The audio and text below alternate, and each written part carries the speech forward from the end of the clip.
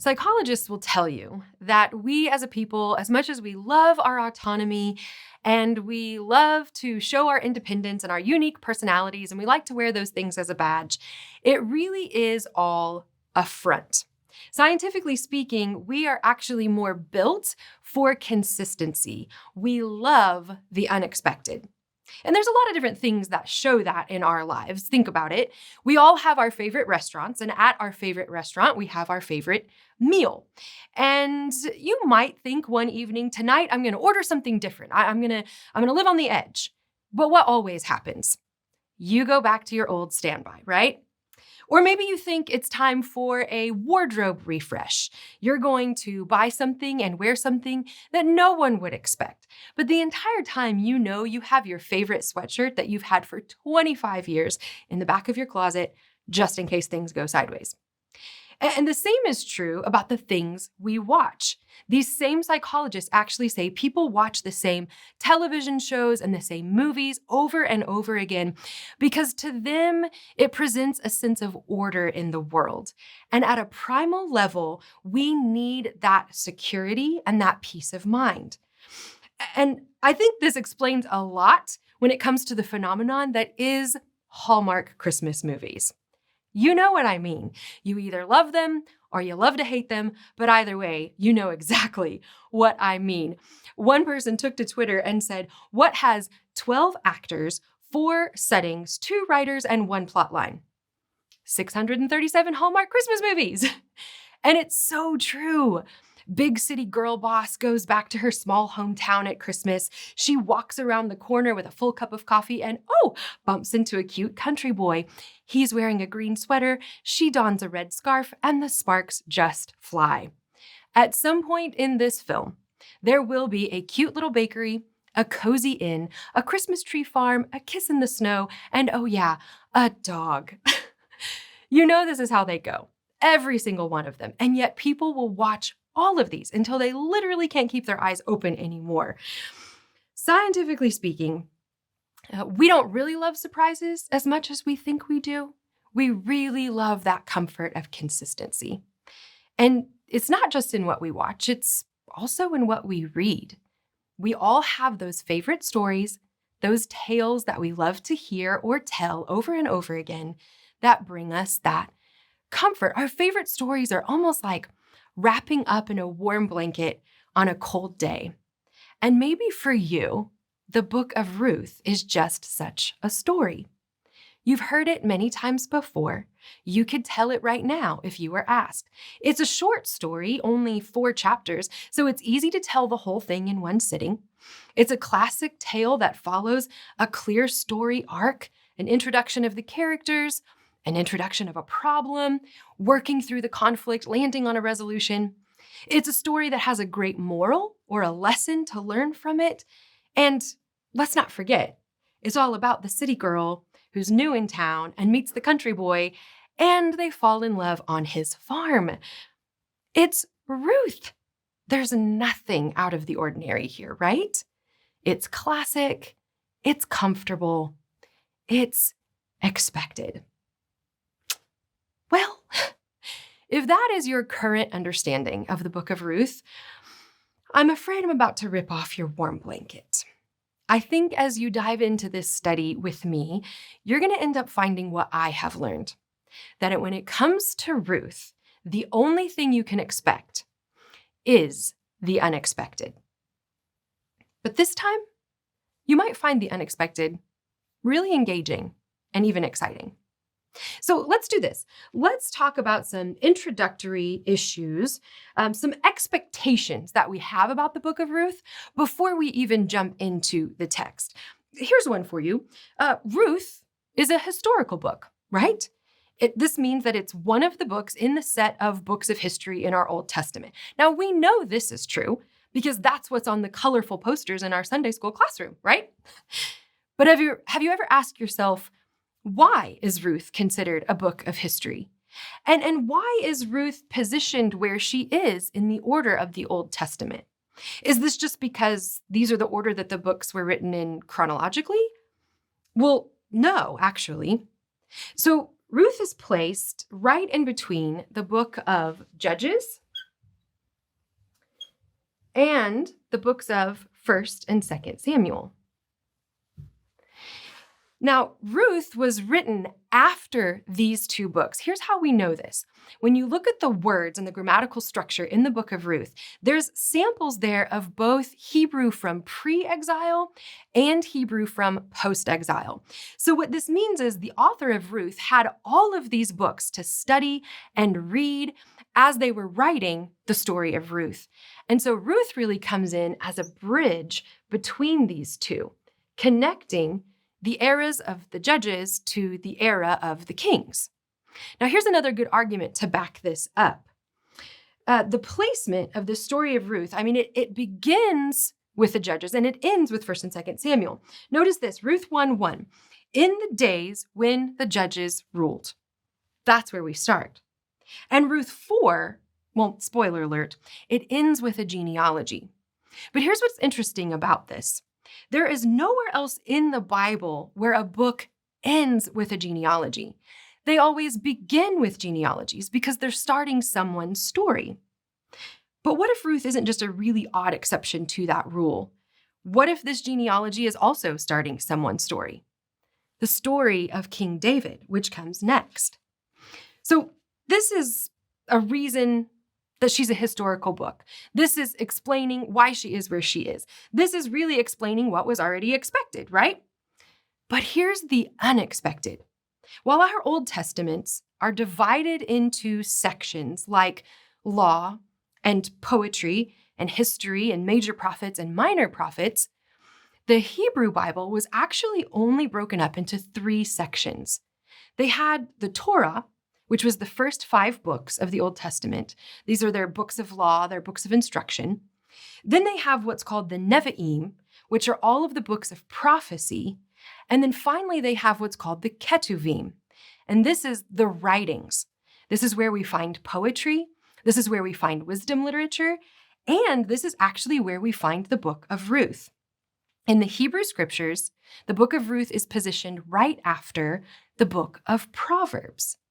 Now, I'm going to explain more why she's right after the book of Proverbs in a later session. But for now, I just want to show you that while, yes, Ruth absolutely serves a historical purpose, bridging the eras between the judges and the kings, it does so in quite a poetic fashion. So the structure of the book of Ruth is actually what's called a chiasm. Now, if you're not familiar with chiasm, this is just a pattern of writing that almost has like a boomerang effect, or it kind of looks like a V shape. So in this case, we have a structure that looks like this: A, B, C, C, B, A. When we come to our first A, this is the very beginning of the book of Ruth. And what we see here is a family history. At the beginning, though, this family history is pretty informal. It's a list of names. These are characters that you're going to see in the story, some of them side characters, some of them main characters, but they're setting up what's about to happen. When we come to our first B, we see what we're going to call kinship. Again, this is pretty informal. It's just showing the relationship between our main characters, and this particular kinship happens to be between women. Now, as we move into both of our C sections, this is where the crux of the story really begins to take shape. Now, our first C, we see Ruth and Boaz, and they are in the field, the barley field. Okay, I really like how historian Todd Linnefelt breaks these C sections down. He gives them each 5 movements. And in this first one right here with Ruth and Boaz in the field, what we see is an exchange between Ruth and Naomi, Ruth's arrival in the field, Boaz trying to identify who Ruth is, Boaz deeming Ruth as worthy, and then Ruth checking back in with Naomi. Now watch this. We move into the second C, which again is Ruth and Boaz, but this time they're at the threshing floor. There's also 5 movements here. An exchange between Ruth and Naomi. Ruth shows up at the threshing floor. Boaz tries to identify her. Boaz deems her as worthy, and Ruth checks back in with Naomi. It's kind of a clear parallel there, right? Now, as we move back out to our second B, once again, we see kinship. But this time, the kinship is a lot more formal. These people are related, but they don't know each other as well as the women did. And interestingly enough, this kinship is between men. And finally, as we move back out to our last A, once again, we have a family history.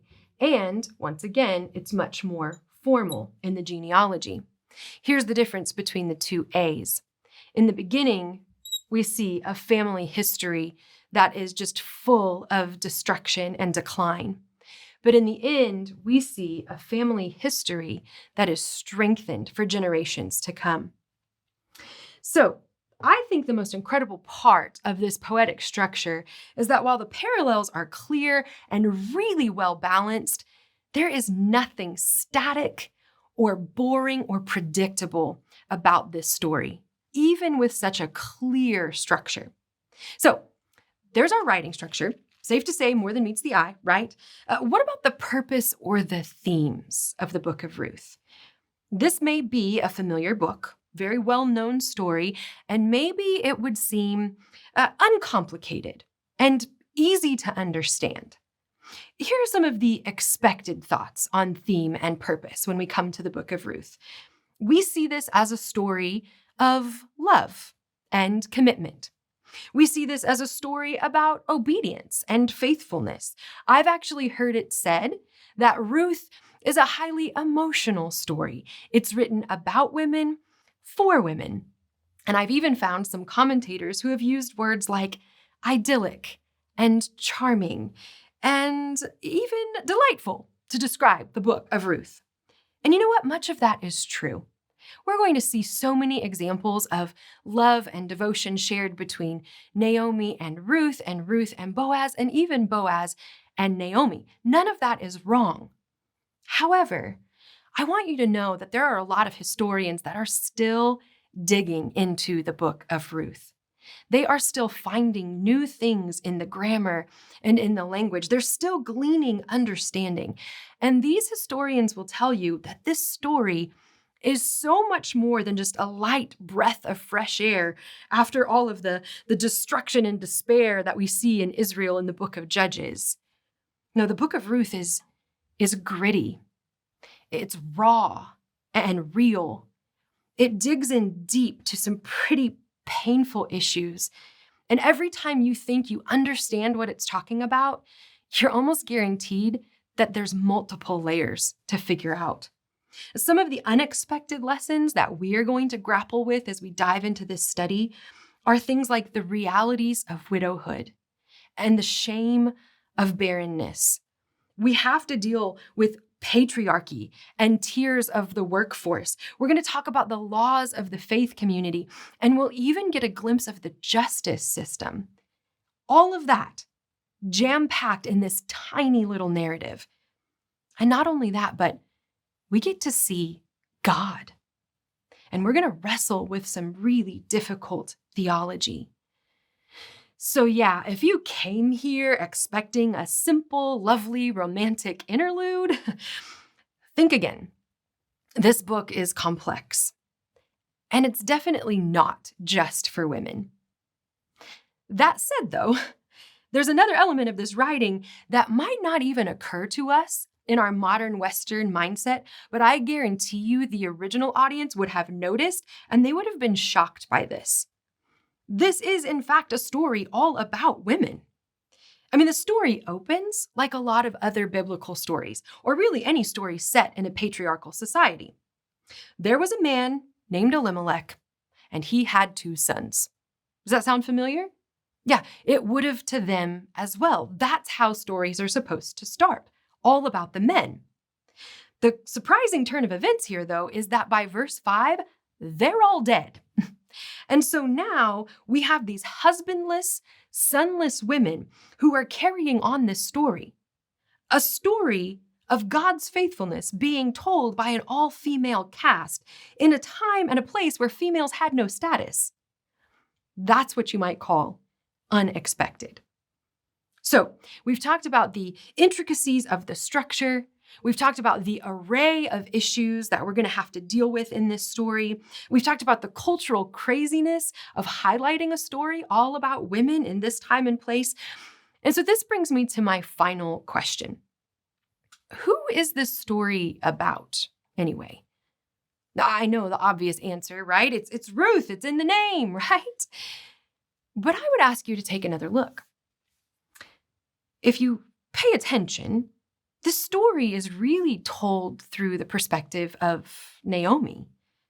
I mean, maybe before you thought the details of Naomi's life were just there to provide some background or to get us to the real story, the story between Ruth and Boaz.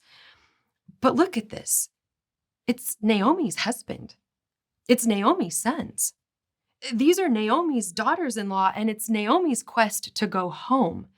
It's Naomi who's having a faith crisis, and Naomi who has a name change. It's Naomi's land, and it's Naomi's kinsman redeemer. And in the end, it's Naomi's family line that continues on in the pages of history. Now, don't get me wrong. Ruth is absolutely paramount to this story, and she's just as unexpected. Some have labeled Ruth as meek, or mild, or timid, or they've even called her directionless. But honestly, they couldn't be more wrong. Ruth makes big, life-altering decisions and gutsy moves in this story. I can't wait to dig in deeper so that you can maybe see her in a new light and join me in giving her the respect and the honor that she deserves. But for now, I just want you to see enough to see this. If you are in a season of rejoicing over God's presence and His providence in your life, then this is a story for you. But if you're in a season where you feel like God has abandoned you and you are questioning His faithfulness, well, this is a story also for you. This is not a fairy tale. This is an epic. And I'm glad you're here for it. Because there's one thing that we know for sure moving forward. When it comes to Ruth, the only thing you can expect is the unexpected. I'll see you next session when we dive into Ruth chapter 1, verse 1.